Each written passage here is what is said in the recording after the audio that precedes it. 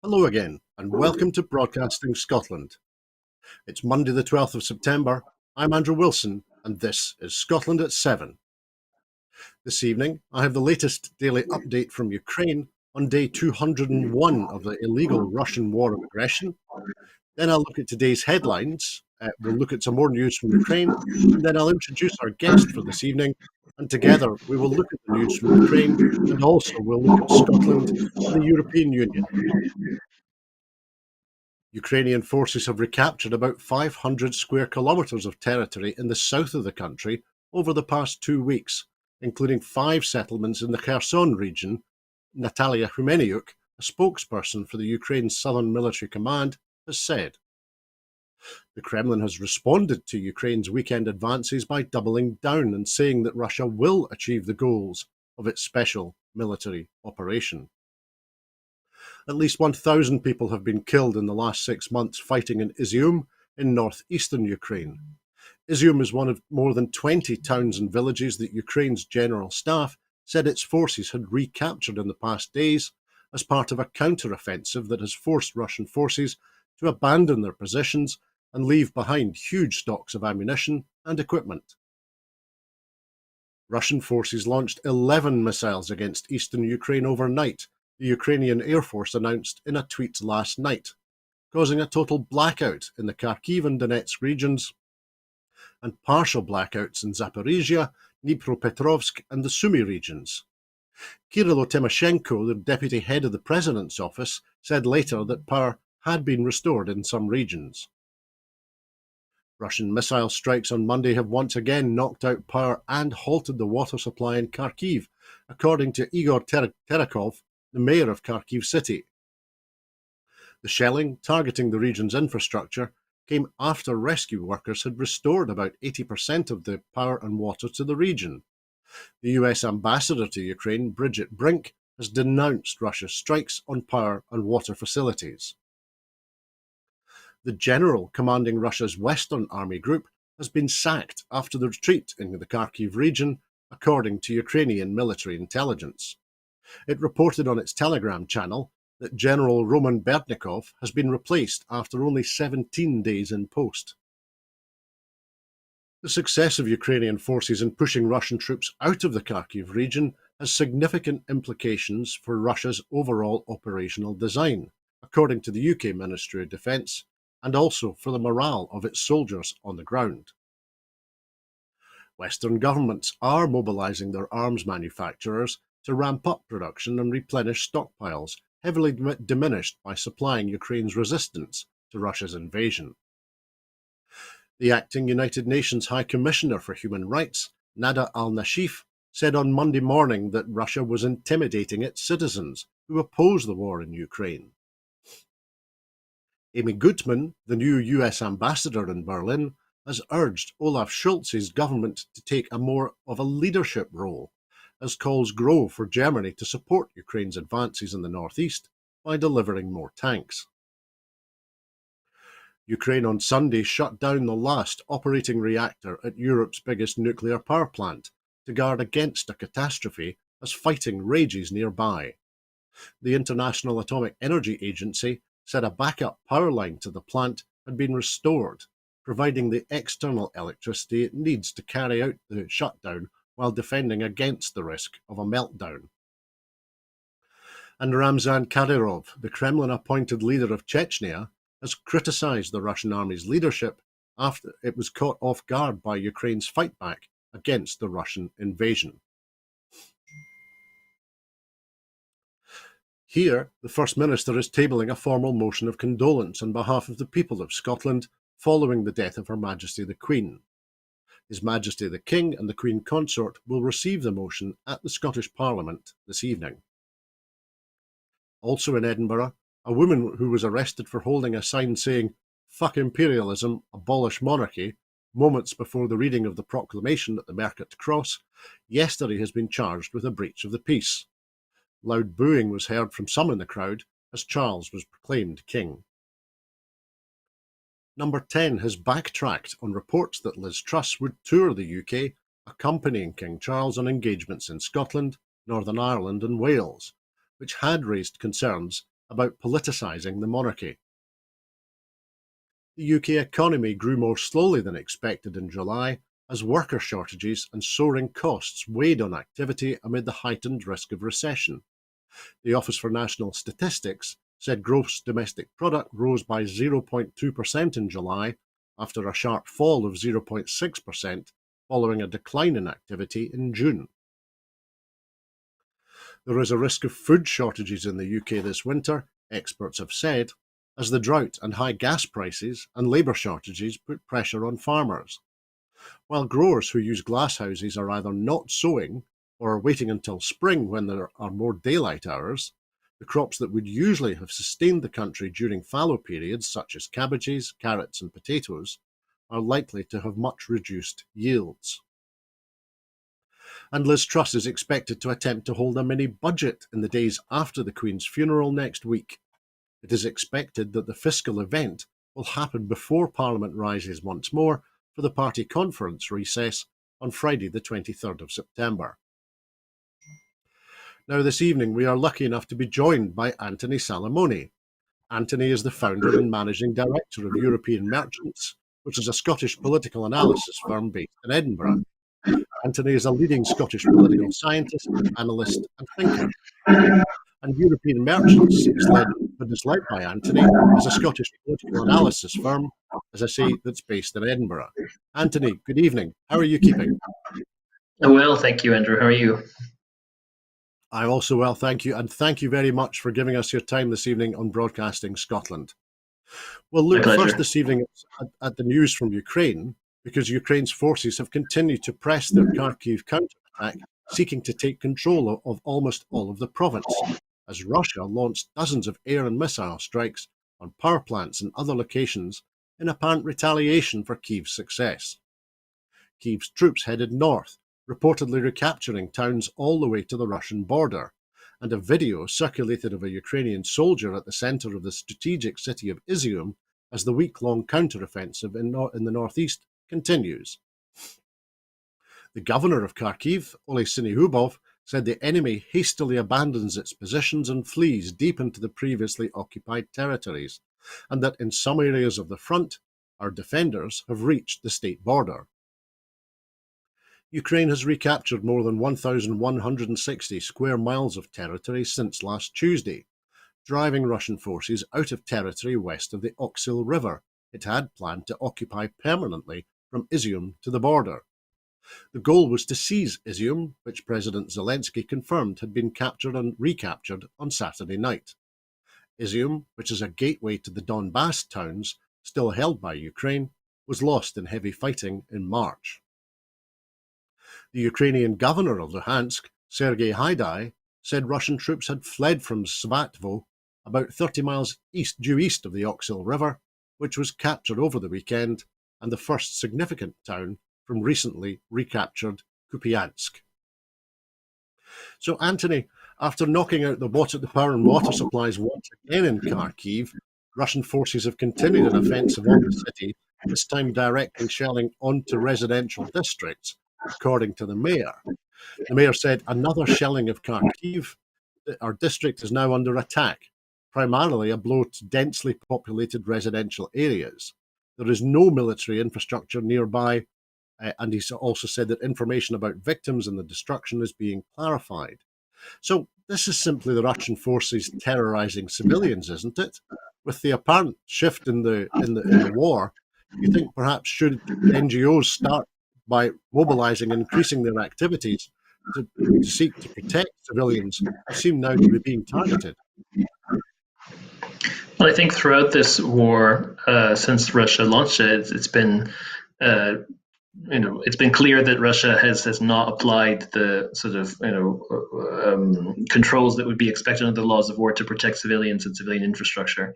One may go so far as to say that was an intrinsic part of Russia's military campaign, is to attack those where it feels warranted.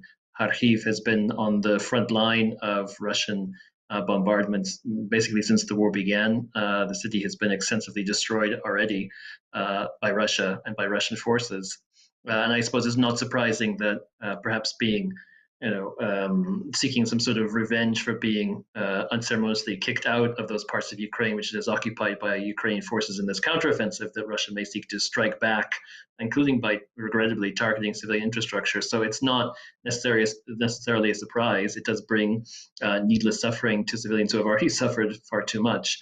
As for international NGOs, it's very difficult for NGOs to operate in a conflict space, certainly and one in which there are state actors involved on both sides, because generally speaking, for in previous decades up to the launch of the Ukraine war, and certainly in the context of Europe, it's been rare to see a large-scale land war between two countries that have sufficient military resources. Ukraine is certainly smaller than Russia by population, by economy, and so on, but Ukraine has always had a substantial military, which of course, and it's using that military and the resources that it had and has been given to it by its partners, clearly to great effect against a superior Russian force. But it's difficult for NGOs to be in that space. The Red Cross can try to help to facilitate repatriation of people who have been killed in action. NGOs trying to deliver basic support to people, both Ukrainian NGOs or international ones, but it's a very challenging space. Thanks, Anthony. Thinking of organisations then further up the chain from NGOs, I think I read today that Mexico is proposing at the UN that Mexico help by interceding in the war. Now, the news of the conflict and the way in which the conflict's perhaps changing maybe suggests that Mexico may not get very far in those efforts. But in terms of protecting civilians, if the war is changing in the way that it seems to be, do you think there's perhaps a growing role for the United Nations to begin to plan and make preparations to be stepping in on a humanitarian basis?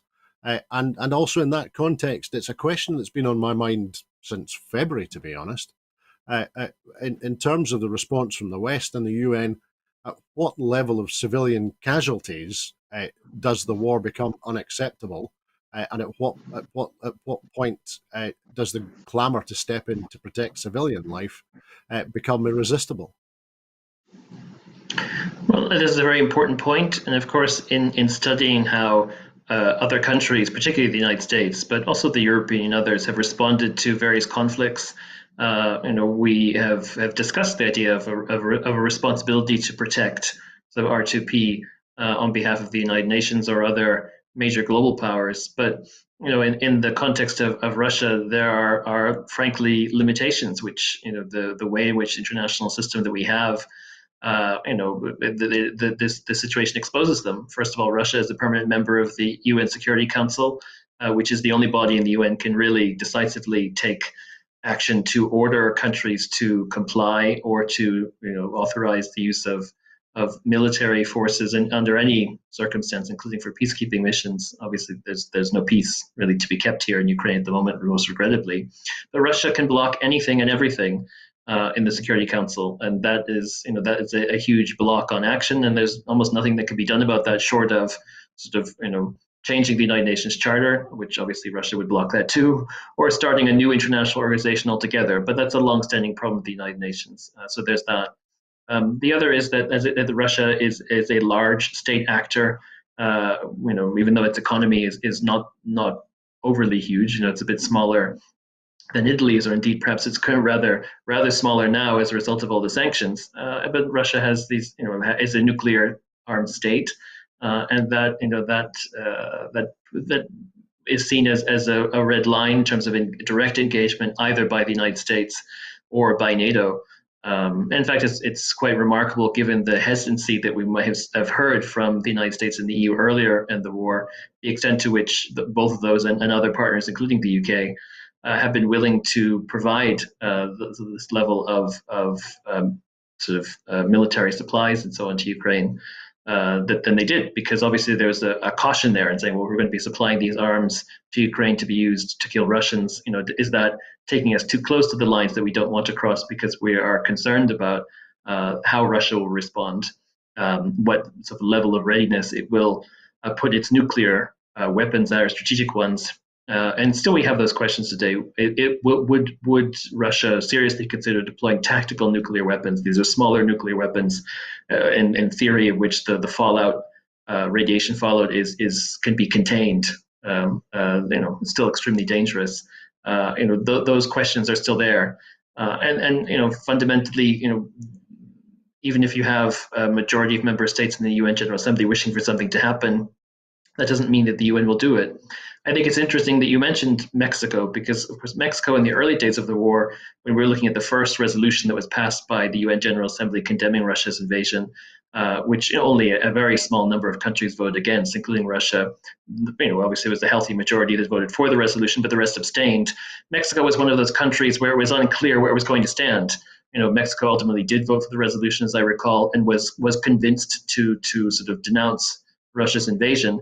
But Mexico was representative of a country from Central and South America, from Africa, from Asia, who said, we want to be convinced that this is the right action, because it can't be that if Russia is committing illegal actions under the United Nations Charter, that can be condemned. But when other member states, other larger member states, including, frankly, the United States in some circumstances, that is not treated equally in terms of the violation of the United Nations principles, regardless of trying to compare apples and oranges in terms of Russia's deeply brutal and illegal invasion of Ukraine. But to say that it's that the international institutions that exist are not for use by the U.S. or the EU as convenient in a sense. But Mexico ultimately was persuaded that to in a sense join the right side of history. And I think that's an interesting evolution of this environment. Other countries in the UN have not taken that course. India, for instance, obviously China, have been content to continue their trade with Russia and perhaps even sort of pick up the sort of trade that has been curtailed with the US and the EU and the UK and others. And this is regrettably how international relations work, regardless of the human toll involved. Countries around the world, some of them anyway, will act in what they believe to be their interests, regardless of the suffering involved.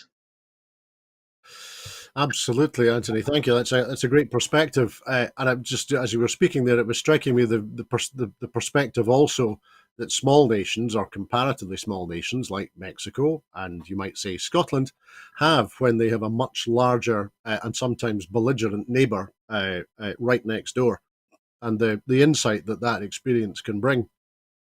But going back to the point you were making, do you think that international thinking and especially with regard to the response that we might see, that it's considered might be seen from Russia in the event that NATO or the EU or America or or the US or another organization step up or become more involved for whatever reason, do you think has thinking moved on since 2014, when of course Russia seized Crimea, and in what sense have the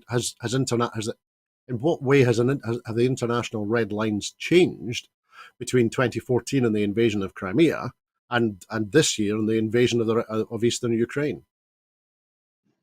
Well, I suppose the most immediate change is that the EU and NATO feel threatened by this action, where they did not feel as threatened, in their own defense and security themselves as they did with the Russian seizure of Crimea and Sevastopol, as much as they disagreed with that action and protested and so on. The full-scale invasion of a European state by another partially European state, as Russia is both European and Asian in different dimensions, is a direct threat to not just Ukraine's neighbors, but to the whole of Europe and the international system. And of course, we've seen the consequences of when countries face that threat, that Sweden and Finland have abandoned their neutrality and applied to join NATO.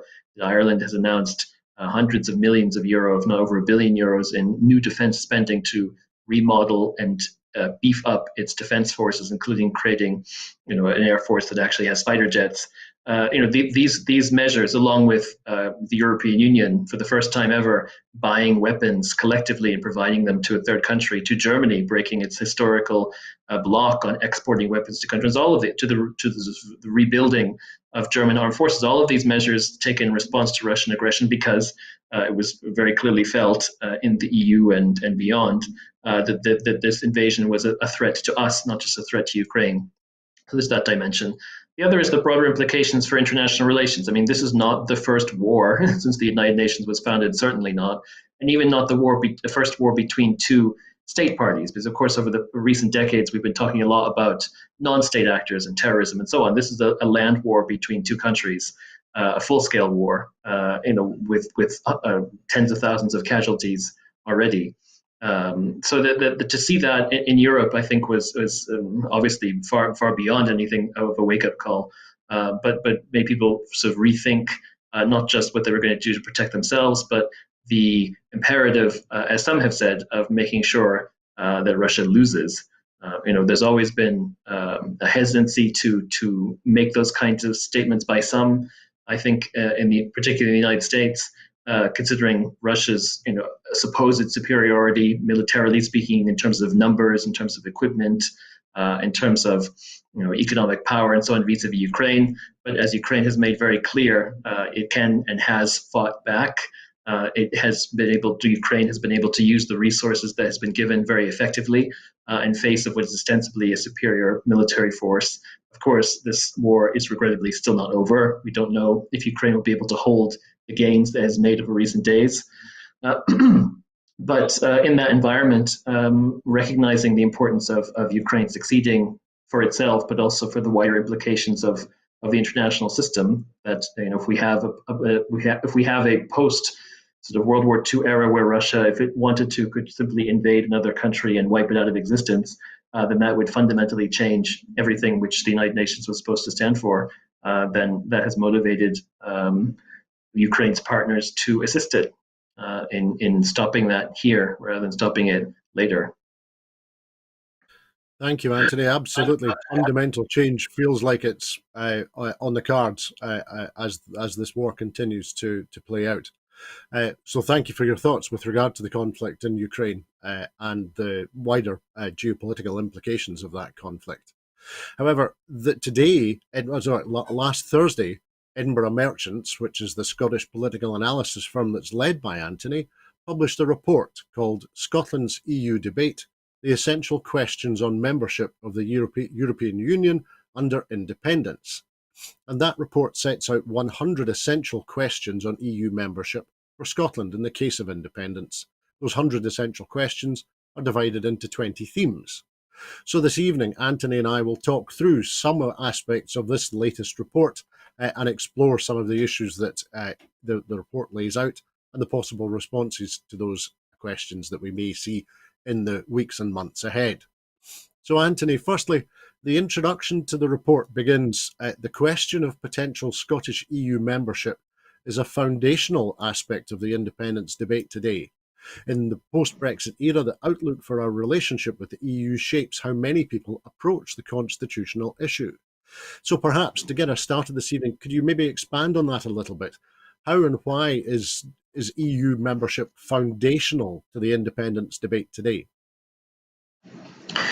Well, I think it's clear that we in Scotland have been talking about our relationship with the EU for a number of years now, certainly at least a decade, if not more, going all the way back to the campaign for the 2014 independence referendum, through to the Brexit referendum campaign, through to the process of Brexit itself, through to where we are now. Europe has been a big part of all of those debates, or our relationship with the rest of Europe. And in that context, we should be in a place where, having discussed sort of the UK's relationship with the EU, Scotland's relationship with the EU, and Brexit, where we know what all the major issues are of, for instance, what it would take for Scotland to join the EU, and how anyone, we collectively, or a Scottish government proposal, or anyone advocating independence would have the answers for that. And I don't think that we are necessarily in that place. We are in a place where Europe is important to many people, but we're sometimes lacking the details, sometimes lacking the substance on these core questions, which are so crucial to how to actually make EU membership work in practice. If people voted for independence in the future referendum, why? Obviously, Brexit is over, regrettably. The UK and Scotland, the rest of the UK have not been in the EU for over 2 years now.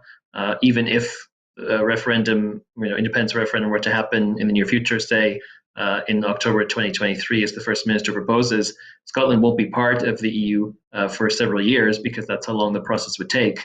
So we're in a context where the SNP has been so clear that their prospectus for independence now involves EU membership. I mean, that's not new in the sense that the SNP has been a pro-EU party for decades, but it is new in the context of, we are actually out of the EU now. It's not about trying to continue to stay in the EU, for instance, as was the case in the 2014 referendum.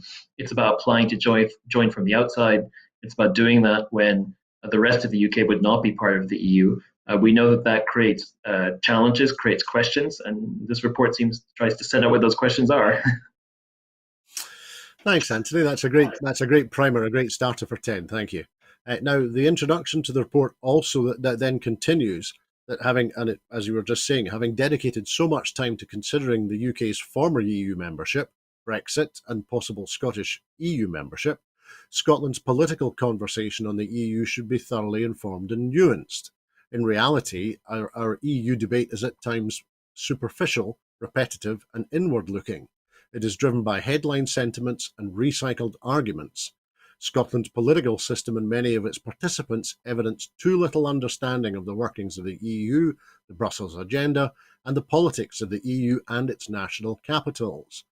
Now, it struck me that those circumstances that you describe might be, on the one hand, simply the ongoing corrosive effect of Brexit and its proponents, or is there more at work in terms of what might be described as the dumbing down or the oversimplification of the debate, perhaps, for example, just sheer ignorance?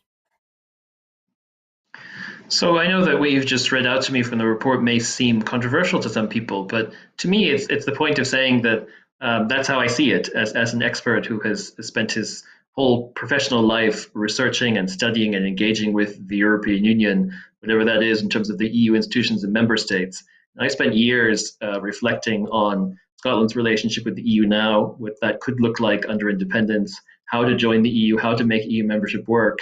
And when I look at the debate that we have, I do not see the kind of debate that I want to see, which is that I can see that politicians know a lot about how the EU works. I'm not saying that every politician needs to have a PhD in European studies, but that regardless of which political party they're part of, or indeed whether they support independence or not, there's a baseline level of knowledge about how the EU works so that they can make informed arguments on the issues. That may seem aspirational, but I think that's where we need to be, particularly for people who are advocating independence. It's not sufficient at this stage, I say, to say, we want to join the EU and it will all be great, and sometimes that's about as much as we get. That's not sufficient, generally speaking. It's not sufficient to make EU membership work in practice. And we know what many of the questions are. I've tried to set them out in this report on the different topics I'm sure that we can discuss. But we need answers to these questions, not just about convincing people to support independence who might not support independence already, but to really make EU membership work in practice. And also for those years that we are not part of the EU, that we can have a debate on what's happening in the EU, what it means for us, what we think about it, what we're going to do in relation to that. In terms of what the Scottish Government or the Parliament or indeed the rest of us are doing to sustain links with the EU, if that's what we want. I think that is what many people in Scotland want, is for us to try to have a connection to what's going on in the EU, even though we're not part of it anymore. And in order to do that, we need a political debate, which frankly is much more connected and clued into what is actually happening in Brussels, what it means for us, what we think about it. I do not see that in the moment. If you look at the proceedings of the Scottish Parliament, or if you look at what we see in the rest of our media, I do not see informed, rich debate on European issues. I see a lot of headline sentiment, as I said, saying we like the EU, we don't like the EU. That's fine, but that's not going to get you EU membership. To lots of recycled arguments from both sides of the debate, and we could talk about what some of them are, but on the budget deficit issue, on the Spanish veto that doesn't exist, or on the other side of saying that Scotland could just walk into the EU because we meet all the EU's rules.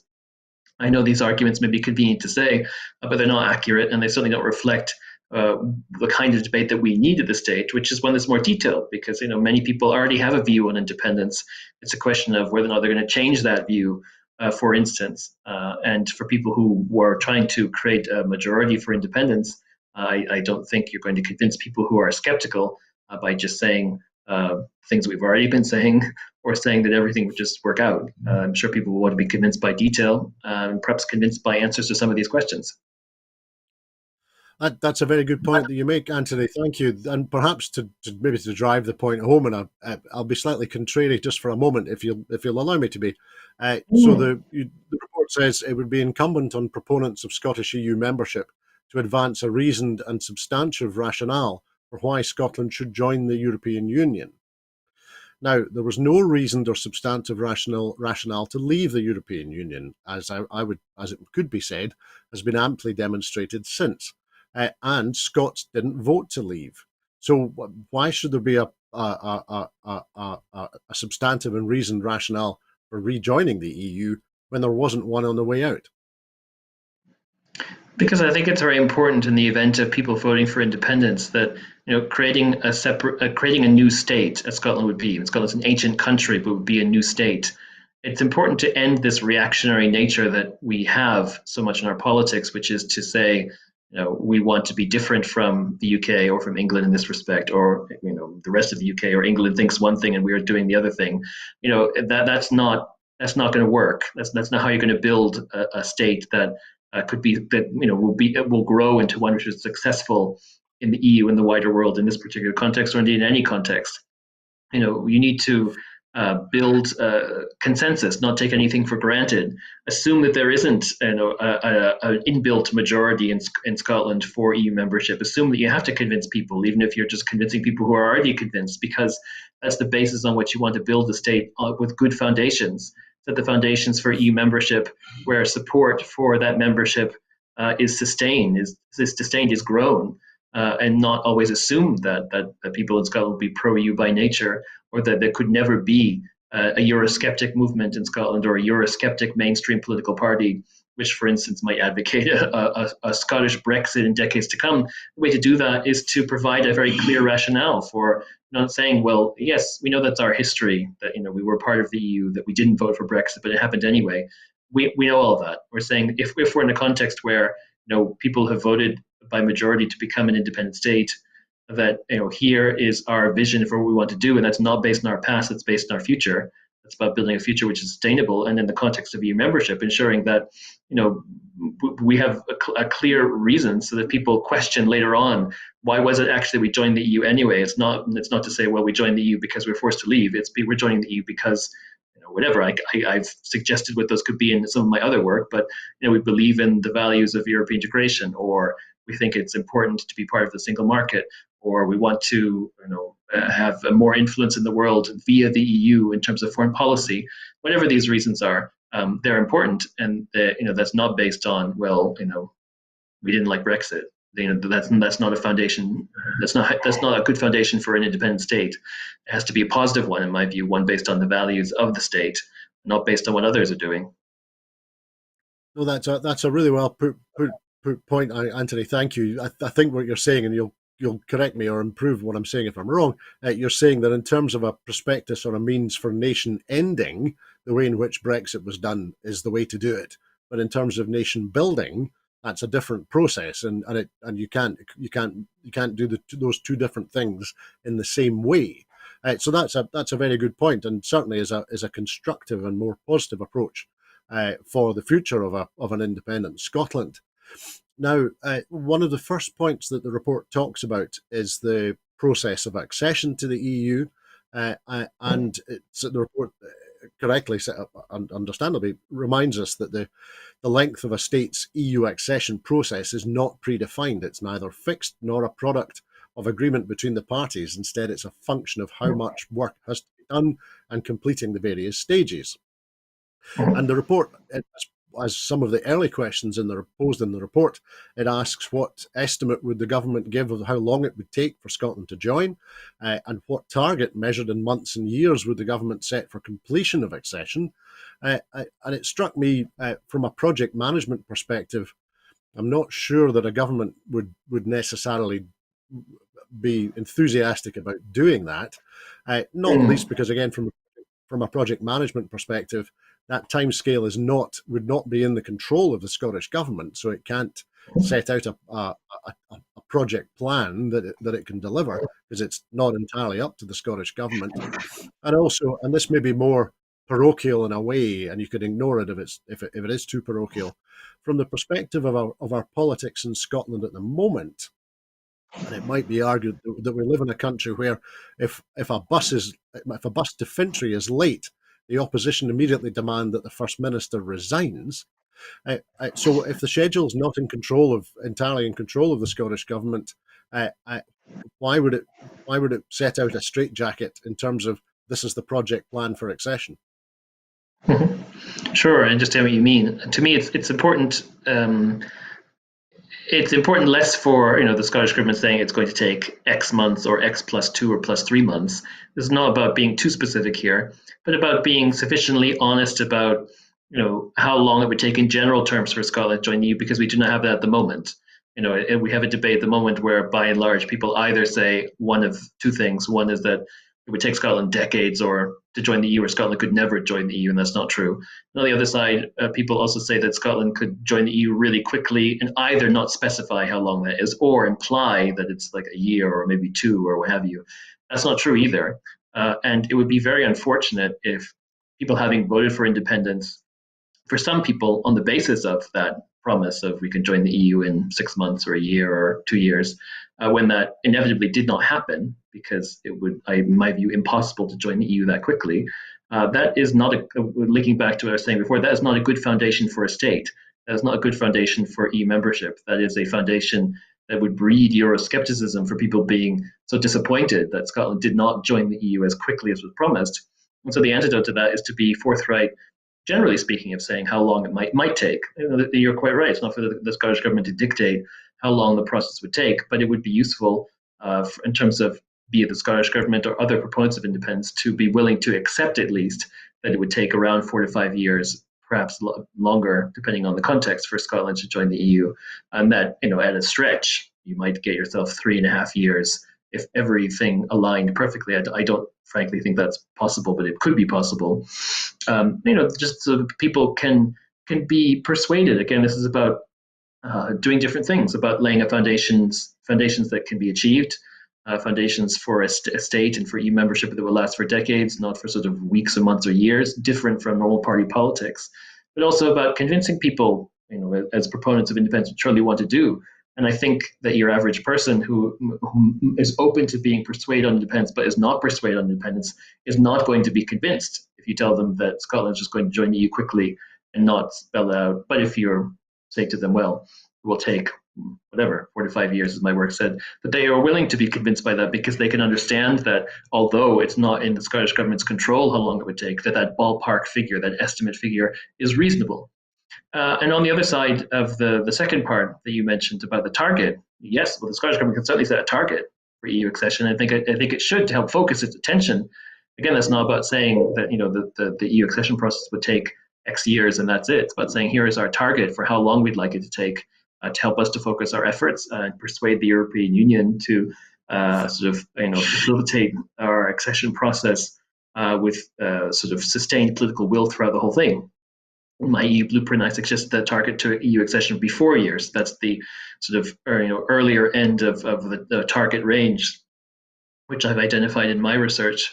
To me, that makes sense. But I think, regardless, it'd just be very useful to have that kind of acceptance from sort of the leadership of the independence movement that EU accession is not going to happen overnight, and that the vagueness is not going to persuade anyone who hasn't already been persuaded. That's a very good point. Eyes open, as in all things, is undoubtedly the preferable approach.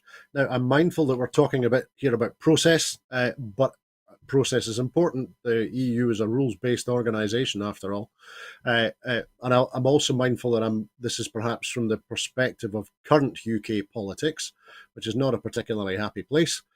However, the report sets out that analysis from European merchants has proposed that Scotland and the EU, with the endorsement of the UK, negotiate an EU-only association agreement. That's an early agreement. And one of the questions posed in the report is, how would Scotland secure the agreement of the UK government and the EU member states to negotiate before Scotland is an independent state. Now, I completely understand the sentiment there, but certainly from the perspective of UK politics at the moment, does the idea of securing agreement or endorsement from the UK government, does that not, on the one hand, does that not just simply perpetuate the misplaced sense of superiority that seems to seep out of Westminster all the time in its structures? And putting it even more sharply, perhaps, at what stage would the UK government ever endorse anything which is to the benefit of the people of Scotland? And I'm slightly serious about that point. The UK government acts exclusively in the interest of the UK government, probably as it should. But the result of that is that by and large it acts neither in the interest of the EU and certainly not in the interest of the people of Scotland. Yeah, so I think that's a useful point for me to clarify that these questions are not sort of my favorite questions or the questions that I would like to ask. They're the questions that I need to ask, that need to be asked, need to be answered for Scotland to successfully join the EU, and the elements associated with that, in this case, the pre-accession relationship. So what is the relationship between Scotland and the EU on the day in which Scotland became an independent state? Because Scotland could not apply to join the EU until after it had become an independent state.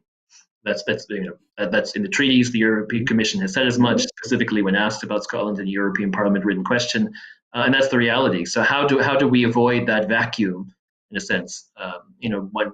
That's a question that has to be asked, and related to that, an acceptance that regardless of how unjust it may make people feel, the EU as an organization and international relations generally have principles that are not going to be changed just for Scotland. And one of them is that if Scotland was not an independent state, but was seeking to to negotiate with the European Union on anything, it would need the agreement of the government of the state it was part of.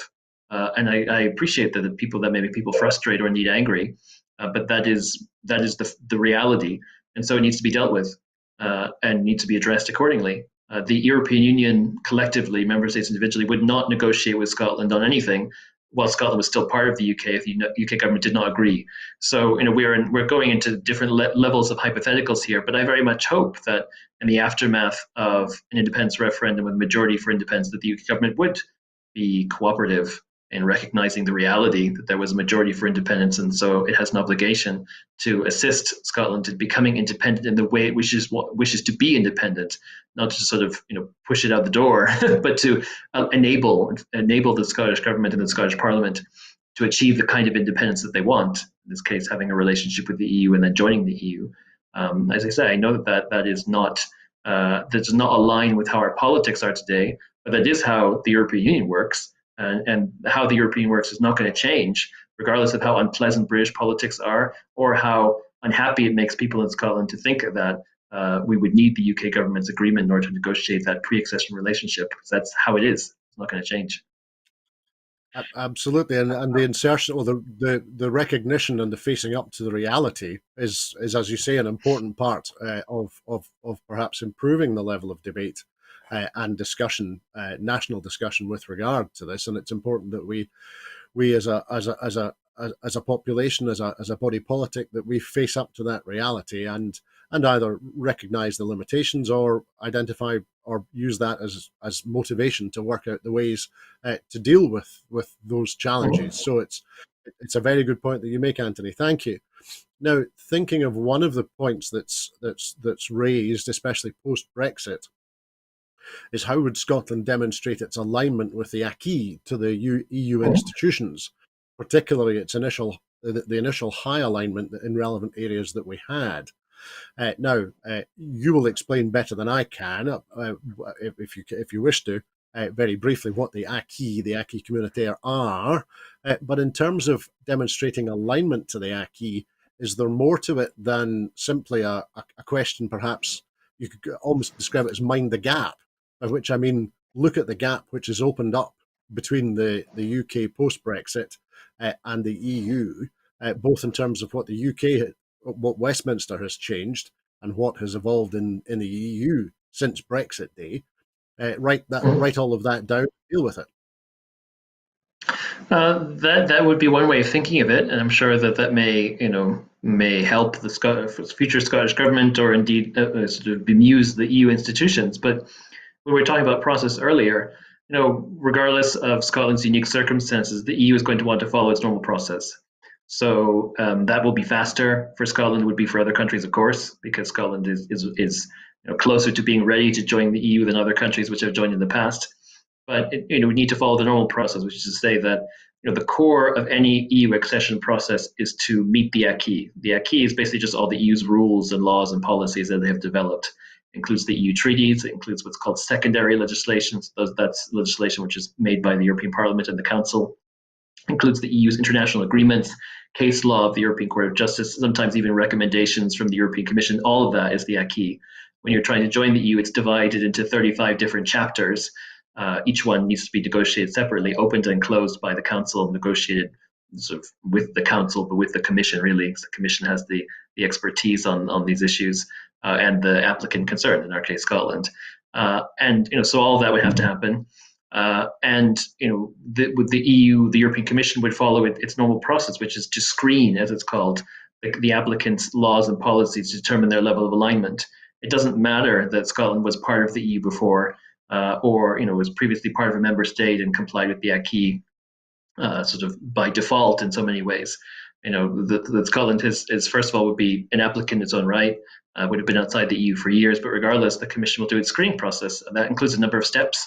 An initial one is sending a questionnaire. You mentioned sort of answering questions earlier. A questionnaire to the Scottish Government to help the Commission, and that would include at least 5,000 questions, perhaps maybe more, on anything the Commission wants to know about. It involves a whole series of things. So the questionnaire, yes, site visits by experts from the European Commission, experts from the member states, consultations, soliciting views from the Scottish public and NGOs and local government, all sorts of processes for the Commission to be satisfied that it can adequately assess which areas is Scotland fully aligned with the acquis, partially aligned with the acquis, not aligned with the acquis at all, and where things need to be worked on. That's basically what the whole point of joining the EU is, assessing to what extent is the applicant country aligned with what the EU expects in terms of the acquis for the rights and obligations of membership, what areas need to be worked on, how is the applicant going to work on them, and then obviously how quickly does the applicant do whatever it's supposed to be doing. As you can tell from what I'm enumerating, a lot of that in terms of how long it takes comes down to Scotland. How well is Scotland prepared before it applies to join the EU? How much does the Scottish Government help the European Commission doing its screening in the measure that it can? A lot of the screening will be without the Scottish Government because the Commission will want to assess things on its own on a more impartial basis. How quickly does Scotland implement the changes that the European Commission identifies need to be done? All of those things would be up to us. And so in large part, how long it would take to join the EU would also be up to us. That is just the way in which the accession process works. And we can look at examples of other countries who had a close relationship with the EU. I think the one that comes to mind for me most is Iceland, which did apply to join the EU, went through a huge chunk of the process, but ultimately decided not to continue with it. But Iceland, is a small country, was part of the European Economic Area for decades, was highly aligned with the acquis in many respects, yet when asked to join the EU during the first economic crisis, but the one that we thought would be the big economic crisis, and then was subsequently followed by even bigger crises. They were told they had to follow the normal process, just as any candidate. And of course, that process was faster than for other countries which were also applying to join the EU at the same time or had done before. And the same kind of screening involved, even though Iceland was part of the European Economic Area and applied the single market relevant acquis.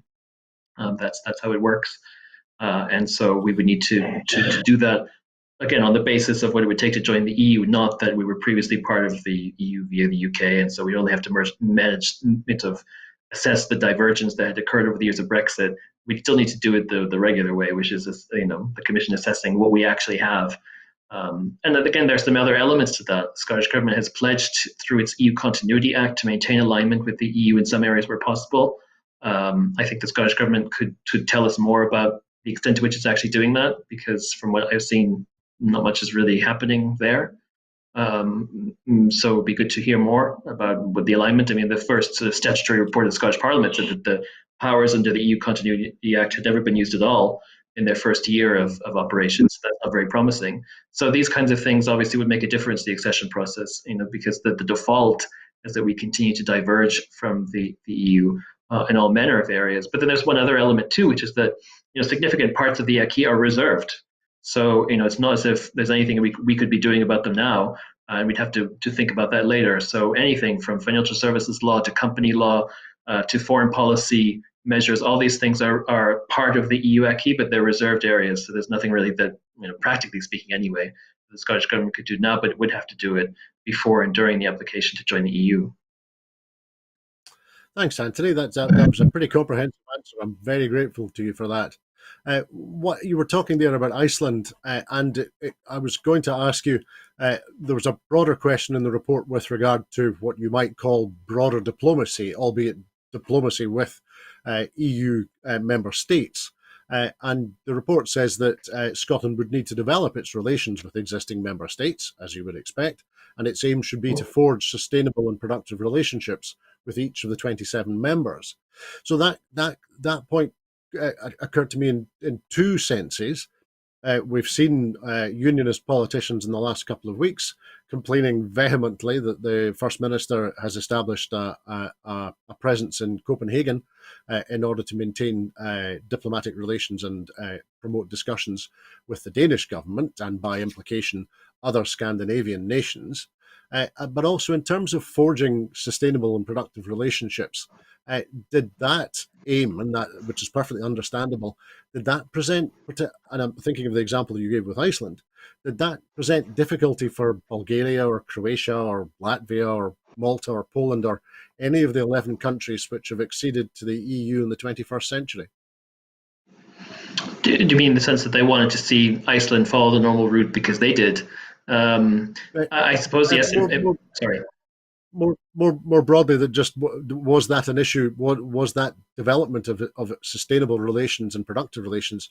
Was that a problem? Has that been a problem for other countries which have acceded? Yes. Yeah, sure. I don't really think it would be. I don't see inherent problems for Scotland. So, for example, a country that most recently joined the EU, the last country to join the EU today, is Croatia. Croatia has had a long-running border dispute with Slovenia, if I remember correctly. And that dispute was a block on Croatia's accession process. In fact, I think they sort of, Slovenia was willing to veto Croatia's accession to the EU until that was resolved. They did reach some sort of compromise, but if memory serves correctly, they sort of unresolved it after Croatia had joined the EU. But yes, so any kind of dispute like that with any member state, no matter how small, and of course Slovenia is very small, can sort of put the brakes on a country's accession process. So do I see any potential problems like that lying in wait for Scotland? No, I don't. But I think it's very worthwhile to develop the good bilateral contacts with member states to avoid those problems happening, because they may develop in the future. I mean, I don't know, you could pick anything. I mean, you could say that sort of access to Scottish waters is very important for some countries that are in the EU. And of course, they were very vocal about that during the Brexit process. And maybe they would be concerned that the pre-accession relationship, or indeed the future sort of relationship of Scotland rejoining the common fisheries policy, they might be unhappy with a particular element of that. I don't really think that would end up translating into a veto or a block, but it could. And the best way to avoid that is by having the relationships with the member states directly in national capitals and also in Brussels and sometimes in Edinburgh, for those EU member states that choose to open an embassy in Edinburgh. And I think most of them would, but not all of them would, because some of them don't have the resources to do that. That's important. And again, that's not about who you like. Obviously, Scotland would have closer allies than others in the EU, but at some level, it would need to be able to work with all of them, even if it disagreed with them. For instance, if the Scottish government of the future disagreed with the Polish government of today on its, politicization of the judiciary, undermining of the rule of law, Scotland still needs to have a relationship with the Polish government, even if it disagrees with it, or if we have a context where, for instance, there's a left-leaning government in Scotland but a right-leaning government in Sweden, and the politicians are of different political wings, don't really like each other much, they still have to be able to work together, and building those kinds of contexts so that at least, even if we disagree on something, we can still talk to all of the member states, and if there are problems that can be resolved, certainly resolved before they result in anything like a veto at a certain stage of Scotland's accession process. So to me, it just seems the prudent thing to do, both for joining the EU and then also for being successful in the EU. Yep, diplomacy work. Diplomacy is necessary, and diplomacy works by and large.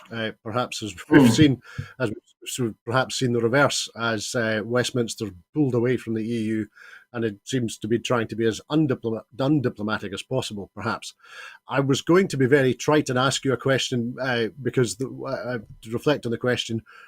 That's in the report, would Scotland reasonably expect to be a net contributor to the EU budget at the point of Mhm. accession or subsequently? And I was going to be Mhm. trite and ask you, are you suggesting that Scotland's not too wee, too poor, and too stupid to be a net contributor? However, that's too trite, and we should be focusing on more Hmm. important and more informative things. So, the last question I have for you is, what are the next steps for European merchants and for this latest report? What would you like to see happen in terms of the discussion, the national discussion, and the debate that this report, I think, is intended to Mhm. provide a platform for? What would you like to see happening next? Well, I hope that this report could be a foundation for more informed discussion on these issues. To me, that's important. I hope that's not too ambitious or aspirational, but to say that the EU membership or Scotland's relationship with the EU matters to so many of us. We need a debate, a conversation, both on independence, but also on our relationship with the EU right now, which matches the needs of our times. And that's to say that these questions, regardless of whether or not we like these questions on EU membership, they need to be addressed. I hope very much that the Scottish Government's forthcoming publication on EU membership and/or foreign policy as part of the Building a New Scotland series will address most or perhaps all of these questions because they need to be addressed. Some of them are easy, some of them are familiar, some of them are difficult, some of them are not familiar, but all of them are essential, I would suggest, for the case for why Scotland should be independent and join the EU, and also how Scotland would be independent and join the EU. We're at the stage of the debate where we've talked about the general issues for years now. It's time for us to get into some of the detail. I know that some politicians and others are hesitant to talk about detail for whatever reason or motivation. I understand that. But equally, we're at the stage where we all know that our headline emotional positions. We need to talk about the details because that's where we are. That's what's necessary to make independence and EU membership happen, if that's what people choose. And then for those people who are looking to be convinced on independence, and there's certainly plenty of people that I talk to who fall into that category, they're looking to be convinced on the basis of substance, on the basis of these kinds of arguments, not on what they've already heard, but these questions that need to be answered. And I hope, just generally speaking, that we can have more connection to what's happening in the EU. It's one thing to say we like the EU, we like the single market, we like movement of people. Those are all fine things, and I happen to agree with all of them. But to say that there's stuff happening in the EU, there are policy decisions being taken in Brussels. They have an impact on us, even though we've left the EU, and they would certainly have an impact on us if we join the EU as an independent state. So let's pay attention to what the EU is doing. Let's talk about it. Let's see what it means for us, and also see what we have to say about it. To me, that's very important. That's fantastic, Anthony. Anthony, thank you. That's a great prospective and perspective on the national discussion that we owe ourselves and we owe each other as we move forward with our politics in Scotland. Thank you very much for your contributions and for your time this evening, Anthony. But that's all the Thank you. time that we have this evening. In making these programmes, Broadcasting Scotland relies on the support of viewers and others who value our distinctive approach to news, current affairs, and culture. Please help us to continue to make these programmes. Our programmes will always be free to view. However, if you can afford £5 a month, please consider becoming a Broadcasting Scotland supporter. We have set ourselves the target of adding 10,000 new subscribers to enable us to employ staff to make more programmes. To everyone who has donated and to everyone who has signed up to make a regular monthly payment, thank you very much indeed. There are other ways in which you can contribute to our work. If you would like to volunteer to work with Broadcasting Scotland, either behind the scenes or in front of the cameras, then please visit our website at www.broadcastingscotland.scot and send us a message there. Meantime, we will be here again tomorrow evening with the next edition of Scotland at 7, so please tune in and join us then. I'd like to say thank you to everyone who's been watching this evening, and again I would particularly like to thank our special guest this evening, Anthony Salamone. Thank you, Anthony. Thank you, Andrew. I hope that everyone has a very peaceful evening. Bye-bye.